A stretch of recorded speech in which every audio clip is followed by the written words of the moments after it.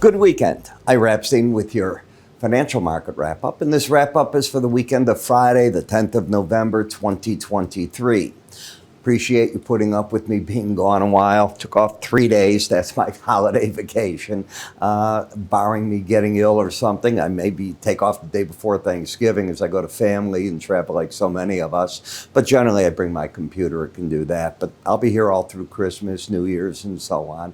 So I don't take off that much time. All right. Nor does the market, but it appears Congress does.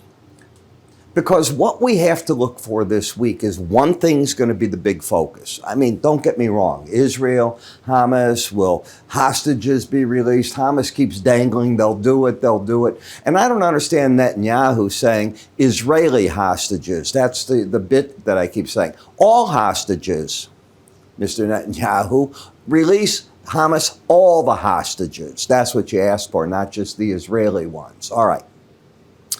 So when we take a look at what is going on in this, at least the way I do, there's another event that seems to be lost in all this, and that is that we don't have a budget. And I don't know enough about the Speaker of the House, Johnson, to know just where his feet are dug in. The last thing they did, where they're going to take $14 billion or so from the IRS, okay. Then they want to give just money to Israel. Okay, where's Ukraine's money? None was there. Where's the border money? I'm not seeing anything on that necessarily. And then you've got this Senate, which is much further apart. Are these people going to be able to get together? Supposedly, there'll be a vote of some type this Tuesday. I don't know where that's going to go. I believe it's again in the House. But where's the two getting together, the two sides? So could we go into that on the 17th, a week from today, we see that for the moment at least, Congress shuts the budget, the U.S. government down in terms of money? Yes. Yes, there's a strong possibility of that, okay? It's probably more over 50-50. It might be 60-40 in my head. I just don't know enough about the House, the way that they're set up just yet. We knew McCarthy. We don't know what this is all about just yet. That's how I'm viewing it. But do you think the stock market's going to keep rallying on that news? That's the first thing. In a way, yes. Why? Because we've shut down before. Does it really have a big impact, okay? For a couple of days, and then they seem to reopen it. They find a way to say, okay, we got to do these. These agencies will stay closed. These will be open. Here's the bills you could be paid. And that's what I think we might be headed towards again. All righty. Interest rates. Whoa, how about that? A half-point break that we saw.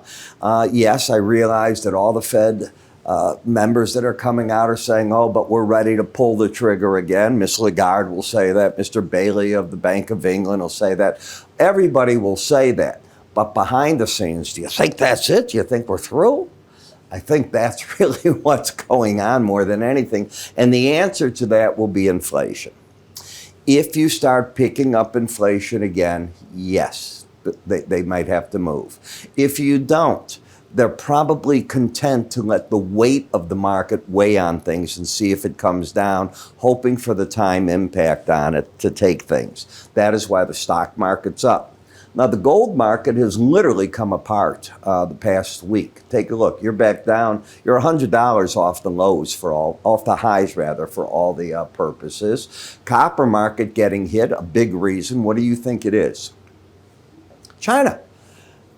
Maybe they get over 5% by the end of this year, 2023, for their growth, but it's widely expected 4.6 to 4.8 will be their growth, under the 5% number, and that's with them increasing their debt to their GDP up as much as 0.8 of a point. So that's important. In the grain markets, there's been a bit of pressure on this market. For those of you that were with my subscriber video, you had a very good week trading in soy oil, and out you got. And that was a good move. When I look at the energy markets, well, we're not at 90 anymore. And why? Because, again, just like gold down, you don't have the situation, the spillover effect in the Mideast yet. I'm not saying it'll even come. The word yet doesn't have to materialize. It seems to be centered Pressure on Israel became so great that they have to open humanitarian corridors, and we should all applaud that. Let the people out where they have to go. But on the other hand, Israel, and I applaud you, take down every tunnel under that area. There's 300 miles of them. Take out 350 miles of them. Take everything down wherever there's a tunnel. Get rid of the problem once and for all. Ideally, you move people to safe zones. The problem is we don't know who's a terrorist when they move, who isn't, and where everything is. This isn't going away, folks. It's worse than thought. So far, the casualties, if the Army counts are right, aren't as bad as I was fearful of once the Israelis go into the tunnels. So they're doing something very right. I even heard about these bombs they throw in that all of a sudden they're like a balloon. They engulf the area so that your enemies can't get to you. And then inside they're able to work and dismantle all the booby traps and everything. I didn't realize how many layers of tunnels. Do you know that? Some areas are 3 layers deep. There's an upper layer, a middle, and a bottom layer. What they have to go through. Try to imagine how they got all that cement in there. So Israel was letting it go in and thought they were building. Yeah, they were building Israel. You're Israel. Listen, your great Mossad isn't so great. Okay, they failed on 2 parts. And how did those tunnels get built over all these years? Just that big? Woof. In the E-mini S&P, the market comes down 4137.5. I look at the market right through here and I say to myself, okay, it's still an upside bias. On a monthly basis, you still haven't been able to get there all year long. Once you crisscrossed at the beginning of the year, you stayed up 1 year, the whole year so far, over that number. Now, when you come to the weekly chart, this is where it gets interesting. This is the rally right into the resistance. And you hear me say that so often. The battles are fought at the 18-week average, weeks, days, months, whatever it is, 18-day average, all 3 of them. And here's your battleground right now. Now, you did close over it by 12 points, but you're going to waffle there most likely. Could you go straight up? Sure, you could. But that means you're going from roughly the 41 and 30 zone straight on up indefinitely. I don't think that happens. When we take a look at the chart, it's one thing to rally off these lows smartly, but now you're encountering the different layers of resistance. So the going gets rougher right from this point forward. When you look at the pattern, you've got a higher high and a lower low. You've ended a downtrend. You have not, in terms of the swing line, started an uptrend. An uptrend would be defined as higher lows, plural, and higher highs, plural. What you have is a higher high and a lower low. That's the pattern right now. When we come over and see the battleground on moving averages, you just saw that on the 18-week right here. And if it wanted to run to the Bollinger Band, wow, there's no other moving averages to stop the market. They're all under it. It would be all the way to the 46, 45 level. Can it happen? Of course it can happen. That's 200 points. It can. Do I expect it on a straight line? I do not. I'd be very surprised to see something like that. So more likely is we start a chop affair at this point. When I look at momentum, you had been oversold, you've corrected the momentum. So that sort of fits in that you start a battleground here. How different are we in the Dow? We're not at all different. Right up to that 18-week average. How often do you see that if you're down hard, you come back and you fight your battle there? You're up hard, you come back, you fight your battle. You're at that battle zone right now. Accept that that's where you're at and adjust your strategies accordingly. You're not in a big downtrend or an uptrend, and the same thing has happened in the NASDAQ. It can be a bit stronger than the others. It's not that far away from getting to the upper Bollinger Band. Could it do it? It could. Is it far away? It is. It's 400 points. It's not a skip. We're going to get there right away. That's not what's going on. It's still 400 points away. You're not in overbought territory, though. And the weakest remains what I have told you, the Russell. And let me tell you what bothers me with this. We've had this big break in interest rates, a 0.5 point in the 10-year. You're not going anywhere. Now, something else will happen if you go up not through this week's high, but the prior weeks. That could give you higher lows and a higher high. And if so, then this whole area here becomes your target. What did the market do in the slow stochastic? It did not lose its embedded reading. So the pros have been selling this market short. So have we seen the end of the interest rate break? I don't know what this story is telling me. I would have expected utilities to be stronger in the ETF. And for this, off of a big break in interest rate, if traders think this is the beginning where they're going to keep rolling down. Doesn't seem to be that that's the story. Which brings us to the interest rates. We've neutralized them. We lost the bearish reading. I think the market should run to price in the 18-week average of closes, hit each other here before you get back under that low. We'll see if that occurs. The 10-year is the same. You lost the bearish embedded reading. I think the professional money's not short, but I don't think they're necessarily super long. But I do think they're nibbling at the long side. I think they're wrong if you get under this number, 105.10.5, and I think the 109 area is going to be the resistance zone. Then in the dollar index. So in the dollar, notice how the momentum is starting to slip here. You're under 79, no. That's how you lose the embedded reading, getting under 79. If you've taken my course, you know that's how it works. You're not there at this point. But you're going to be there Sunday night. But Sunday night isn't next Friday. So you've got to wait and see how this is all going to play itself out. Higher high, lower low, not doing an awful lot one way or the other. And it'd be the flip-flop in the euro because 40% of the dollar index is made up of that. Okay, so back and forth like that.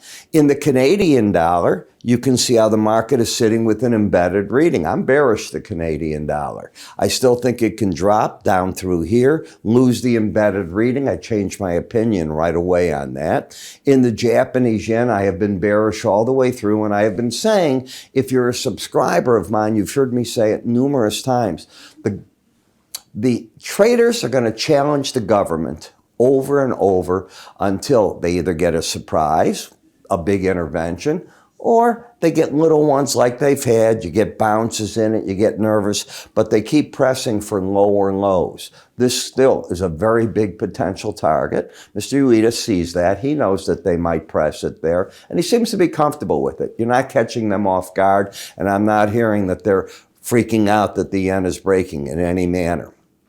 Then in Bitcoin, I have told my clients that I thought that the market now is waiting. I was disappointed today, to be honest. Any day I'm looking for the SEC to say, we have approved ETFs based on spot. Another day of disappointment. Maybe it would be a Christmas gift. I would never tell a client to add to longs over a Bollinger Band. Isn't going to happen with me. But it looks good here in terms of on breaks. And of course, if you're a subscriber, you know that I told clients to buy, and those that followed could have been executed, and they're holding their Bitcoin at this point. And you're sitting there going, okay, I know the weekly's extended, but you can go 5 weeks. But when you get the news that they have given the ETFs, it's buy the rumor, sell the news, and remember that. That's how I will be viewing it, looking for that part.